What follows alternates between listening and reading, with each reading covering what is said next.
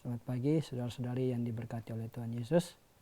Kembali lagi dalam program Bekal Pagi, belajar kebenaran Alkitab bersama saya, Arita Plede. Ya, saudara-saudari yang diberkati oleh Tuhan, pada kesempatan kali ini kita akan bersama-sama merenungkan satu bagian kebenaran firman Tuhan dengan tema kasih itu sabar. Saya mengajak saudara-saudari yang diberkati oleh Tuhan untuk bersama-sama membukanya dalam 1 Korintus 13 ayat yang keempat.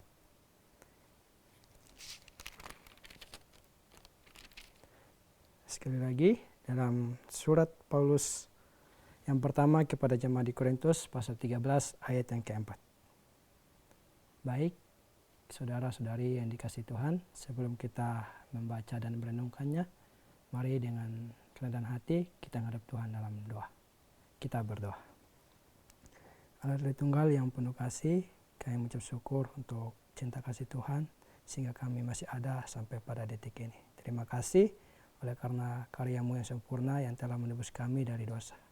Di dalam Yesus Kristus kami dapat mengecap dan mengenal kasih Allah yang manis.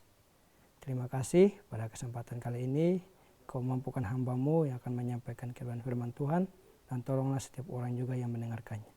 Di dalam nama Tuhan Yesus dan dalam pertolongan Allah Roh Kudus kami berdoa. Amin. Ya, 1 Korintus 13 ayat yang keempat, saya bacakan bagi kita semua.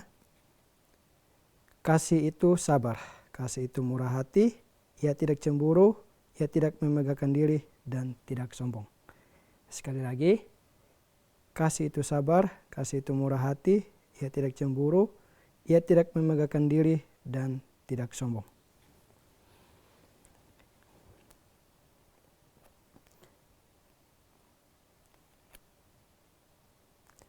Saudara-saudari yang dikasihi oleh Tuhan Yesus Kristus, Rasul Paulus juga menyampaikan kepada jemaat yang di Galatia tentang buah roh, yaitu karakter-karakter yang dihasilkan oleh Roh Kudus dalam kehidupan orang percaya. Salah satu buah roh yang menjadi perhatian kita yang sesuai dengan tema kita pada pagi hari ini yaitu kesabaran. Kesabaran bukan hanya sekedar kemampuan untuk menunggu, tetapi lebih dari itu merupakan sikap yang lahir dari hubungan dengan Allah dan keyakinan akan pimpinan Tuhan. Saudara-saudari yang dikasihi oleh Tuhan Yesus, dalam doktrin Kristen, salah satu atribut atau sifat Allah, yaitu Allah Tritunggal, adalah kasih. Dan salah satu karakteristik dari kasih adalah kesabaran. Saudara-saudari yang dikasihi oleh Tuhan, dalam Perjanjian Lama banyak memberikan catatan bagaimana Allah yang penuh kasih menuntun umat pilihannya bangsa Israel dengan penuh kesabaran. Bangsa Israel disebut sebagai bangsa yang tegar tengkuk, keras kepala, bahkan dikenal sebagai bangsa yang melawan dan mencobai Tuhan Allahnya. Namun meskipun demikian, Tuhan Allah tetap menunjukkan kesabarannya yang penuh kasih bagi umat pilihannya. Sehingga Pemazmur 86 ayat 15 mengatakan, "Tetapi Engkau ya Tuhan, Allah penyayang dan pengasih, panjang sabar, dan berlimpah kasih dan setia."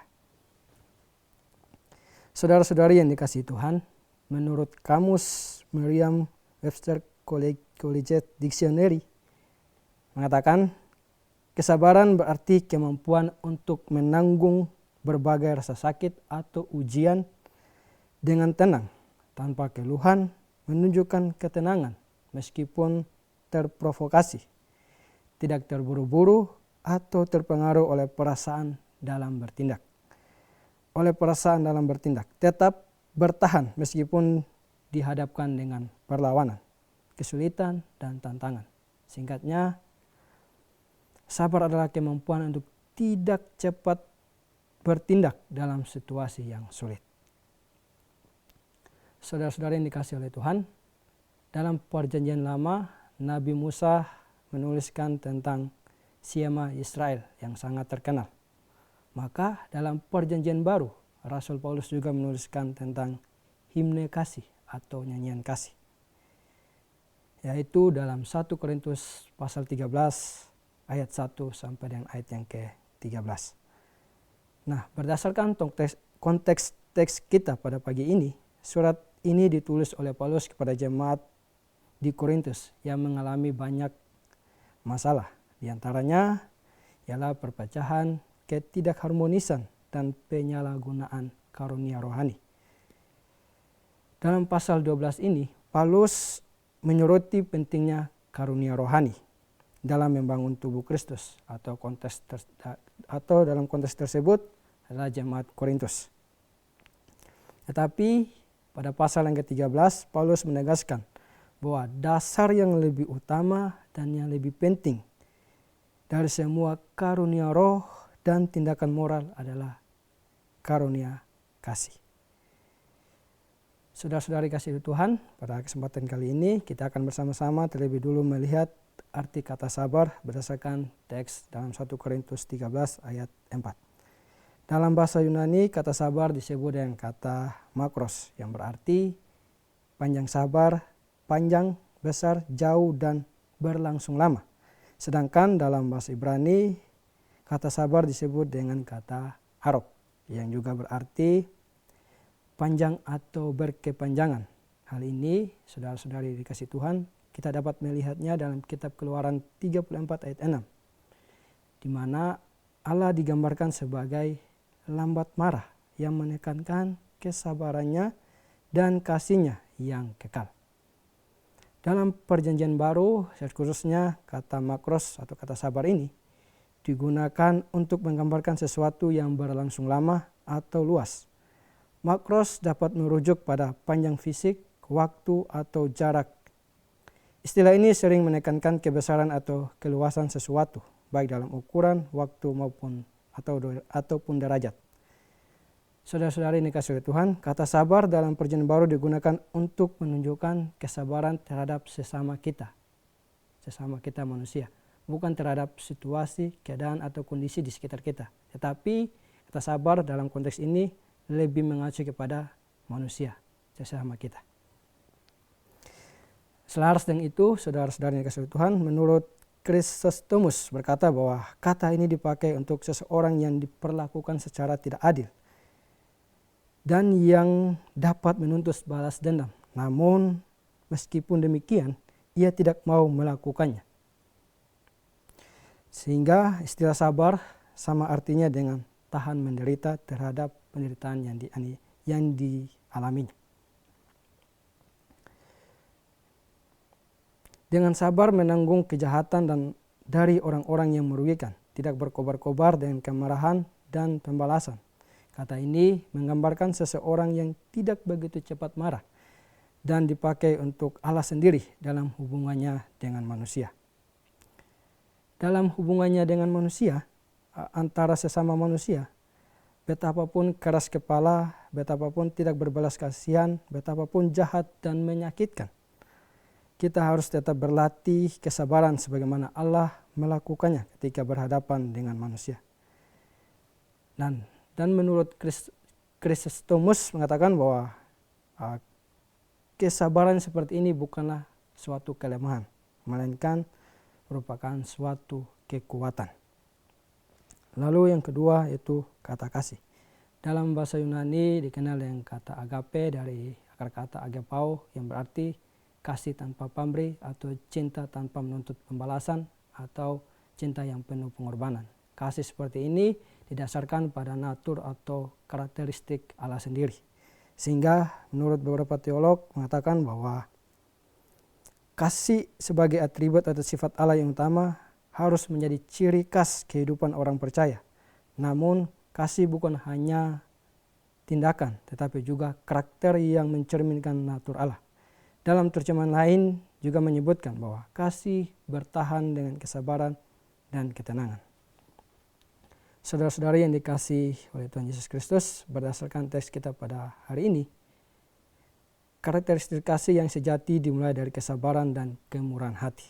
Kesabaran adalah kemampuan untuk menahan diri dari kemarahan ataupun balas dendam, sementara kemurahan adalah tindakan memberikan tanpa mengharapkan balasan. secara pasif ia sabar, dan secara aktif ia berbuat baik.